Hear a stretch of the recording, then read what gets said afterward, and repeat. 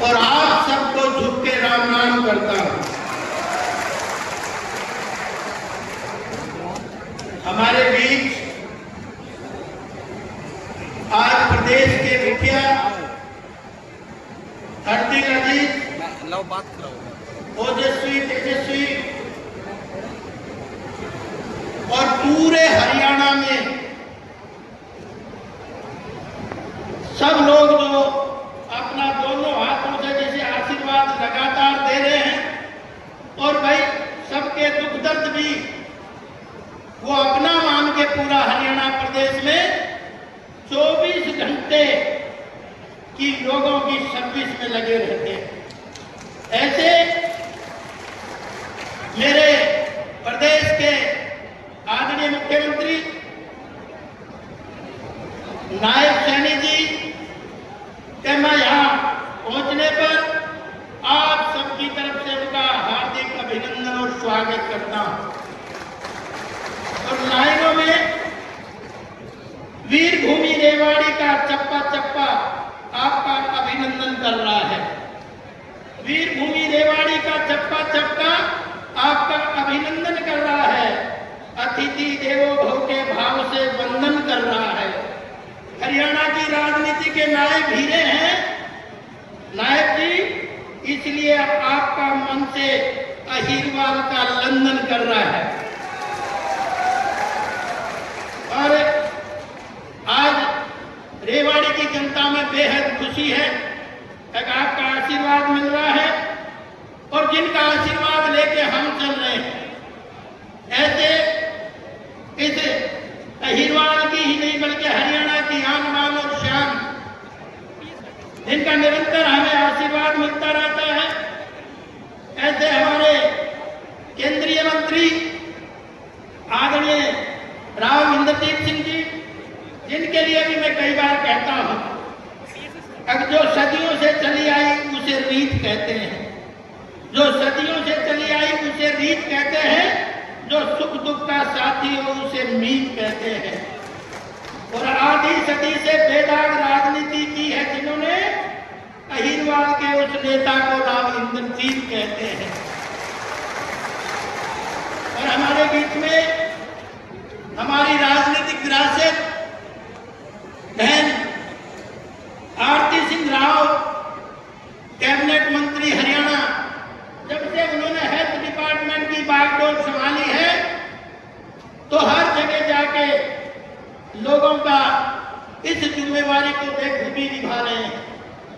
ठीक उसी तरह से हमारे बीच में हमारे पूर्व साथी 4-5 बार सांसद रहे और अब कैबिनेट वजीर हैं हरियाणा में, उन्होंने भी अभी हाल ही में रोहतक में एक बहुत बड़ा आयोजन करके और लोगों का आशीर्वाद लेने का काम कराए थे। हमारे कैबिनेट मंत्री डॉक्टर अरविंद शर्मा जी भी हमारे बीच में है, उनका भी हार्दिक अभिनंदन है। और उनके साथ में मेरे आदरणीय और सदा जिनका आशीर्वाद हमें बना रहता है और पहले अलग से पूर्व सांसद रहे, आज तिजारा से विधायक हैं, ऐसे महाराज महामंडलेश्वर महाराज बालकनाथ जी का भी आशीर्वाद हमें इस अवसर पर मिला है, उनका स्वागत अभिनंदन है। ठीक उसी तरह से आप देख रहे होंगे हमारे ओम प्रकाश यादव जी पूर्व मंत्री और लगातार 3 बार नारनौल में अपना परचम लहरा चुके, ऐसे मेरे बड़े भाई ओम प्रकाश यादव जी, मेरे कोचली के विधायक जो अभी पहले मोर्चा मेरे से मार गए थे दिल्ली कराने में, और भाई खजाना भी मुख्यमंत्री ने उनकी तरफ किया था। आज मेरी बारी है, ऐसे मेरे साथी भाई अनिल यादव जी भी कोचली के विधायक हैं, तो निरंतर आपके उस काम में लगे रहते हैं। और ठीक इसी तरह से बावल में भी लगातार आपके बीच में रहने वाले डॉक्टर किशन यादव भी बावल के विधायक हैं। और मैं माफी चाहते हुए महामंडलेश्वर 1000 श्री 1008 स्वामी जी हमारे बीच में हैं, वो भी हमें आशीर्वाद देने आए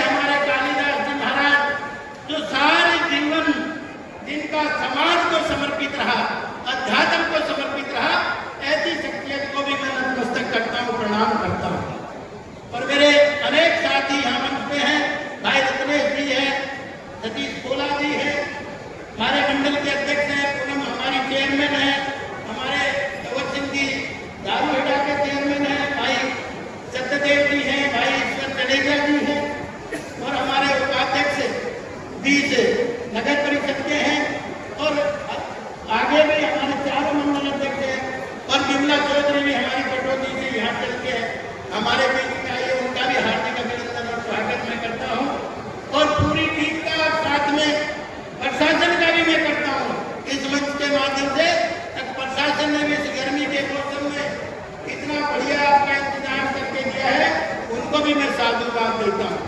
उन्होंने भी ये व्यवस्था करने में पूरा समय लगाया है।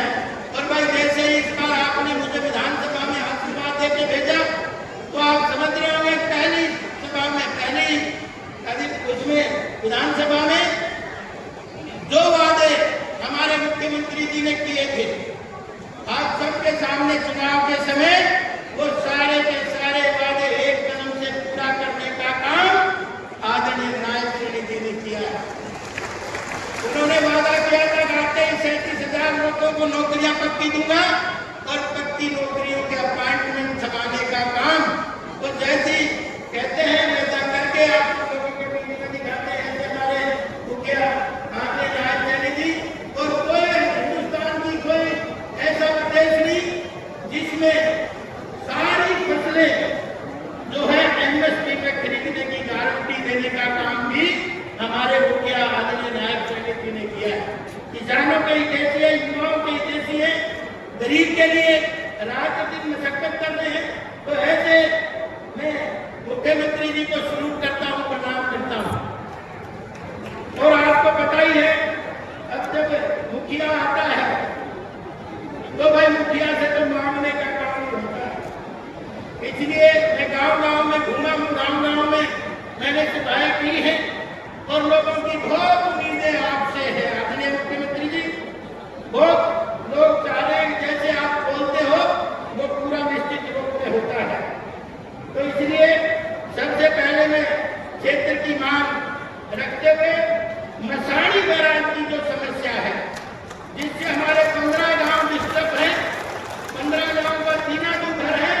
और इस बार सदन में भी मैंने ये रखा और मैं आपका धन्यवाद करूंगा आप इस मुहिम में जुटे हुए लगे हुए हैं। अभी ट्रेन नंबर 8 का 250 करोड़ रुपए का प्रोजेक्ट तैयार हुआ है ताकि ट्रेन नंबर 8 में ये पानी जाए। और दूसरा आपने दूसरी तरह से भी तैयारी कर दी है, तब उसका मौके पर ही फिल्टर करके एक कंपनी को देंगे ताकि वो कंपनी ने डेमो भी हमें दिखाने का काम किया, लेकिन धरातल का डेमो लगाए ताकि आने वाले समय में उस पानी को हम पीने लायक भी बनाए और खेती लायक भी बनाए। दोनों तरफ से आदरणीय मुख्यमंत्री जी चाह रहे हैं उसका जल्दी समाधान हो। और ठीक इसी तरह से 2015 में हमारे पाल कॉलेज का घोषणा हुई थी, क्लासेस लगातार लग रही है लेकिन वहाँ बिल्डिंग हमारी नहीं बनी अभी तक। मैं तो निशाना वासियों को सलूट करता हूँ, उन्होंने 8.5 एकड़ जमीन इस पाल कॉलेज के लिए हमें दी है। इसलिए उसका नक्शा भी पास हो गया, केवल बजट का है, उसका भी बजट पास करने का काम करें। और जिला नागरिक अस्पताल को भी अच्छे से बनाए और नया बनाए 200 बेड का हॉस्पिटल। और रेवाड़ी विधानसभा के समाधान में प्राथमिक स्वास्थ्य केंद्र की भी मैंने डिमांड की थी। बहन जी ने हमारी डिमांड मानी है लेकिन पीएचसी से सीएचसी की मानी है। मैं चाहता हूँ सब डिवीजन हॉस्पिटल बने क्योंकि वहाँ 1.25 लाख से भी ऊपर जनसंख्या हो रही है। तो ये भी मैं आपसे आग्रह करूंगा। रेवाड़ी विधानसभा में मैंने सब डिवीजन की भी मांग रखी थी लेकिन सब डिवीजन की मांग सदन में ये कह के कभी गौरव पूरे नहीं हुए हैं, लेकिन सदन में ये कहा गया था कि तहसील जरूर बना देंगे। तो मैं आपसे आज तहसील की मांग करता हूँ। और अगर आपको हमारे पे और आशीर्वाद रखना है तो धर्मगोड़ा को उपमंडल की घोषणा भी आप करें।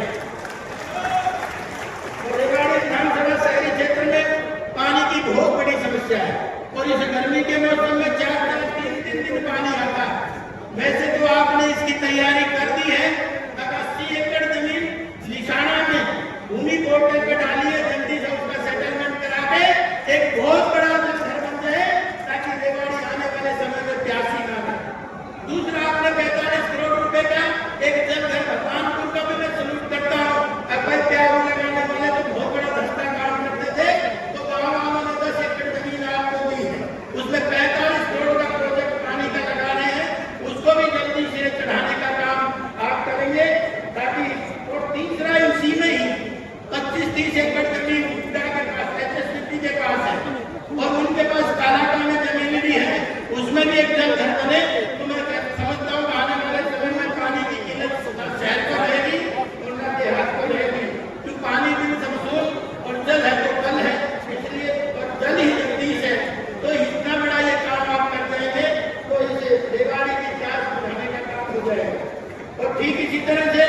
मीरपुर में इतना बड़ा गांव है, ऐतिहासिक गांव है, और मीरपुर में भी आज तक जल घर नहीं बना। इन्होंने 100 एकड़ जमीन यूनिवर्सिटी को दी, आज इनके पास जमीन नहीं है। अब वो चाहते हैं कि यूनिवर्सिटी में 4-5 एकड़ दे दे ताकि यूनिवर्सिटी भी पानी पी ले और मेरा गांव भी पानी पी ले। इसकी भी व्यवस्था जरूर करवाए, क्योंकि बहुत बड़ा ऐतिहासिक गांव है, फिर भी आज तक पानी पीने का नहीं है। तो मेरा आपसे आग्रह है ये भी करने का काम करें। वर्तमान रेवाड़ी शहर में अमृत 1 पहले आई थी, लेकिन अमृत 2 के बिना काम नहीं चलेगा, क्योंकि आपको पता है आज से 60 साल पहले की सिंगल लाइन डाली हुई है। आज आगे फिर भी उसमें कचरा भी जम जाता है, और जब बारिश होकर आम दिनों में भी ये रेवाड़ी सड़ती है। तो मेरा आपका निवेदन है अमृत 2 को भी पास करके जाए, ताकि आने वाले समय में न पानी की दिक्कत हो, न सीवर की दिक्कत हो, न सफाई की दिक्कत हो। और वर्तमान में आपने देखा होगा हमारी जर्जर बिल्डिंग बनी है नगर परिषद की, और उसकी भी हमने 1.92 एकड़ जमीन हमने ले ली है। आने वाले समय में उस पे बिल्डिंग बने और हमारा वादा भी था, उस समय हमारा वादा था चुनाव के समय तक हम इसको नगर परिषद की बजाय नगर निगम बनाएंगे, तो नई बिल्डिंग भी बनेगी और आप उसका भी अनुदान पास करेंगे। तो निश्चित तौर पर आने वाले समय में एक धरातल मजबूत होगा, नगर निगम की तरफ हम तेजी से बढ़ेंगे। और ठीक इसी तरह से एक ऑडिटोरियम की भी डिमांड थी, 89 में जिला बना था, लेकिन आज तक ऑडिटोरियम जिले में नहीं है। ये भी एक कमाल की बात है, इसलिए मैं चाहता हूँ उस ऑडिटोरियम को भी आप बनाने का काम करें, क्योंकि उसके लिए भी हमने 1.42 एकड़ जमीन है वो उसको उल्टा में चिन्हित कर ली है, और उसका शायद पैसा भी जमा हो गया है। और एक जिला स्तर के ऊपर हमारे पास आजकल 3000 से भी ज्यादा एडवोकेट है, लेकिन मैं चाहता हूँ अब उन जुडिशरी के जो कैंपस है उसको भी एक्सटेंशन करें, क्योंकि पीछे भुट्टा की जमीन पड़ी है, क्योंकि आज तो आदमी से आदमी सिर से सिर वहां मिल रहा है, तो वहां कहा तो वकील बैठते हैं, उसकी व्यवस्था भी कराने की जरूरत है। और इसी तरह से ताकि जब आपने जो लेबर कोड दिया उसके लिए आपका धन्यवाद, आपने जो हमें ट्रेजरी दी है धानवाड़ा में उसके लिए भी आपका धन्यवाद करता हूँ मैं बारम्बार। और ये भी क्योंकि जिले में कोई बैठने की व्यवस्था नहीं है जहाँ 1000 लोग एक कैंपस में बैठ के इस तरह के कार्यक्रम कर सके। इसी तरह से जिला रेवाड़ी में भी हमारे पास जमीन है, तो उसमें भी आप उसको सब डिवीजन का दर्जा भी दें, और साथ में कृषि भवन बने, क्योंकि वो जमीन हमारे पास अवेलेबल है। कृषि भवन बने, एक ही छत के नीचे हॉर्टिकल्चर, एग्रीकल्चर, फ्लोरिकल्चर, फिशरी और पशुपालन, और साथ में water and soil testing lab एक छत के नीचे हो जाए, इसलिए किसानों को इससे आसानी मिलेगी। सब कुछ तैयार है, 42 हमारे पास जगह है। और पूर्व सैनिकों के लिए भी आपको तो पता है, आपने बजट में इतना बड़ा काम करा है अब सैनिकों के लिए, क्योंकि आप जानते हैं मेरे यहाँ का सैनिक एक बड़गांव की लड़ाई होती, गोवा की लड़ाई होती, हाजीपुर की लड़ाई होती, शांति सेना की लड़ाई होती, कारगिल की लड़ाई होती, जसूर की लड़ाई हो, मेरे यहाँ के लोगों ने कभी पीठ पे गोली नहीं खाई, छाती में गोली खाने का काम किया है। तो हम रणभाग्यों की संतानें हैं। तो मैं चाहता हूँ आदरणीय मुख्यमंत्री जी, आपने जैसे बजट में इसका बजट एलोकेट दिया है, अगर बड़ा संग्रहालय यहाँ पे सैनिकों का बने, ताकि आने वाली पीढ़ियां हमारी प्रेरणा ले सके, हमारे पूर्वज जैसे। और ठीक इसी तरह से इनके सैनिक सदन की जमीन फाइनल हो गई है, उसका भी पैसा उसकी बिल्डिंग का भी करें, ताकि एक छत के नीचे सैनिकों को पूरा सम्मान मिले, पेंशन का भी उनका काम मिले, मेडिकल फैसिलिटीज भी उनको मिले, और दूसरे अन्य सुविधाएं भी उनको एक जगह एक छत के नीचे मिले, ऐसा भी मेरा आग्रह है।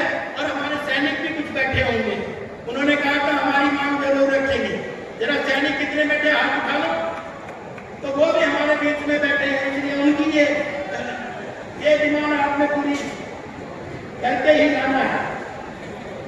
और धारूहेड़ा बाईपास के निर्माण को भी जल्द से जल्द पूरा कराया जाए। आज धारूहेड़ा का भी इतना कंजेशन है, इतनी भीड़ है, वहाँ गाड़ी निकल नहीं पाती, और भूमि अधिग्रहण कानून हमने बनवा रखा है, बना ले रखी है जमीन, केवल आपने उसको आगे बढ़ाना है ताकि धारूहेड़ा का बाईपास भी इसके साथ बन जाए। और प्रजापति जो चौक है हमारा, दक्ष प्रजापति का जो चौक है, वहां आज आपने 65 करोड़ 32 लाख के बस स्टैंड का शिलान्यास किया है। आपको साधुवाद है, आपको बधाई है रेवाड़ी की जनता की तरफ से। तो मैं चाहता हूँ अब उस चौक से लेके मीरपुर यूनिवर्सिटी तक 4 लाइन बने, क्योंकि वहां जब सारी इतनी बसें आएंगी तो कंजक्शन होगी, तो वो 4 लाइन वहां तक बन जाए। ये भी आशीर्वाद मैं इस अवसर पे आपसे चाहता हूँ। और गांव खक्कड़ा से होता हुआ 75 फीटा जो रोड है सीधा भवाड़ी को जाता है, वो भी आधा अधूरा पड़ा है। उसकी भी जमीन सरकार ने ले रखी है, भूमि अधिग्रहण कर रखा है, उसको भी पूरा कराने का आदरणीय मुख्यमंत्री जी मेरा काम करेंगे। और नगर परिषद रेवाड़ी नगर निगम का, जैसे मैंने पहले बोला है, तो उसका दर्जा दिलवाने का भी काम करेंगे। रेवाड़ी नगर परिषद के कचरे निष्पादन के लिए पीपी मोड पर, प्राइवेट और पब्लिक मोड पर कार्य को स्वच्छ बनाया जाए, क्योंकि हमने इंदौर में देखा था वो पीपी मोड पे ही इतना बड़ा इंदौर साफ सुथरा है, ताकि वो भी पीपी मोड पे बनाया जाए, ताकि आने वाले समय